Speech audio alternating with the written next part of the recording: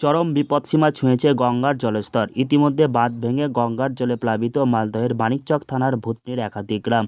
হু হু করে গ্রামে ঢুকতে শুরু করেছে গঙ্গা নদীর জল। একের পর এক গ্রাম জলের তলায় চলে যাচ্ছে।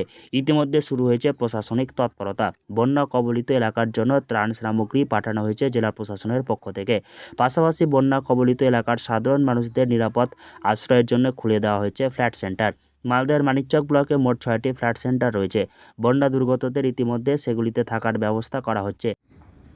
আজকে গঙ্গা রিভার যেভাবে রাইজ করছে এবং ভূতনিতে একটা বাঁধের ফাটল দেখা গেছে যেখান দিয়ে জল ঢুকছে ভূতনিতে, এবং মানিকচক ব্লকে একটা ফ্লাড লাইক সিচুয়েশন হয়েছে। সেটাকে কীভাবে মোকাবিলা করা যাবে এই নিয়ে ডিএম সাহেব আজকে সমস্ত দপ্তরকে নিয়ে একটা প্রিপেয়ারনেস মিটিং করেছিলেন। সেখানে বিভিন্ন দপ্তর ছিল, আমাদের এগ্রিকালচার দপ্তরও ছিল। সেখানে কি ক্রপ ক্ষতিগ্রস্ত হয়েছে সেই নিয়ে একটু আলোচনা। পাশাপাশি জেলা প্রশাসনের পক্ষ থেকে বন্যা কবলিত এলাকাগুলির জন্য প্রায় 2000 পলিথিন পাঠানো হয়েছে। সেগুলির সাহায্যে ছাউনি তৈরি করে থাকতে পারবেন সাধারণ মানুষ।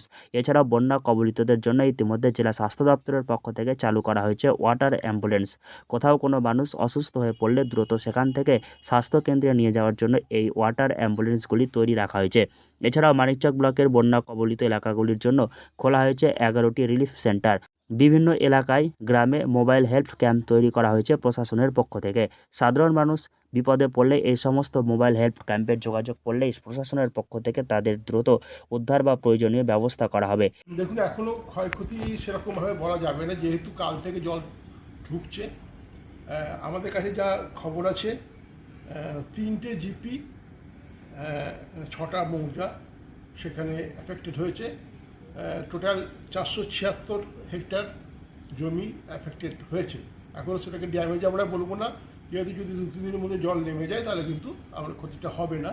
সেখানে জুট আছে 396 হেক্টর মতো, ট্রান্সপ্লান্টেড আমুল প্যাডি আছে 39 হেক্টরের মতো, এবং ভেজিটেবল ক্রপ আছে 41 হেক্টরের মতো। আমাদের লোক অ্যাসেসমেন্ট করছে।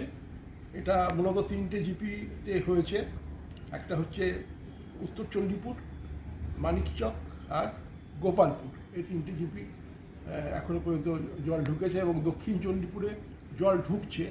একদিকে ভাঙন, অপরদিকে গঙ্গা নদীর জলস্তর ব্যাপক হারে বৃদ্ধির ফলে প্লাবিত হতে শুরু করেছে একাধিক গ্রাম। আতঙ্কে রয়েছেন বন্যা কবলিত এলাকার বাসিন্দারা। জেলা সেচ দপ্তর সূত্রে জানা গিয়েছে লাগাতার বৃষ্টির জেরে গঙ্গা নদীর জলস্তর ব্যাপক বৃদ্ধি পেয়েছে। বর্তমানে মানিকচকে গঙ্গা নদীর জলস্তর রয়েছে 25.06 মিটার, যা চরম বিপদসীমা ছুঁই। তবে বর্তমানে গঙ্গার জল বৃদ্ধির পরিমাণ কিছুটা কমেছে। আপাতত জলস্তর স্থির রয়েছে। মালদহ থেকে হরষিত সিংহ, লোকাল 18 বাংলা।